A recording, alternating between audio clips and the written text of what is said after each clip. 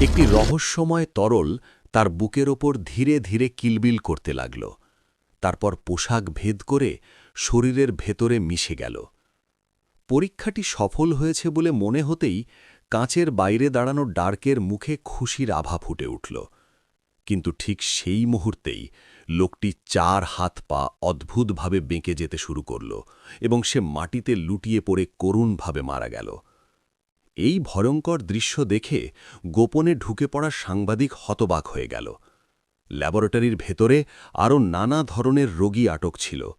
কেউ মৃত্যুশয্যায়, কেউ মাটিতে পড়ে আছে, জীবিত না মৃত কিছুই নিশ্চিত নয়। তৃতীয় ভাই ঠিক তখনই সরে পড়ার প্রস্তুতি নিচ্ছিল, হঠাৎ কেউ তাকে চিনে ফেলল। কাঁচে জোরে জোরে আঘাত করে সে তার কাছে সাহায্য চাইতে লাগল। তৃতীয় ভাই সঙ্গে সঙ্গে চিনে ফেলল, এই সেই গৃহহীন নারী যে একসময় চিতা বেঁচেছিল। মন নরম হয়ে যাওয়ায় তৃতীয় ভাই আর চুপ করে থাকতে পারল না। তাকে উদ্ধার করতে মরিয়া হয়ে একটি অগ্নি নির্বাপক যন্ত্র তুলে নিয়ে কাঁচে সজোরে আঘাত করতে লাগল। কিন্তু উদ্ধার পাওয়ার পর গৃহহীন নারী কৃতজ্ঞতা তো দেখালই না, বরং হঠাৎ ঝাঁপিয়ে পড়ে তৃতীয় ভাইকে মাটিতে ফেলে দিল আর নিষ্ঠুরভাবে তার গলা চেপে ধরল।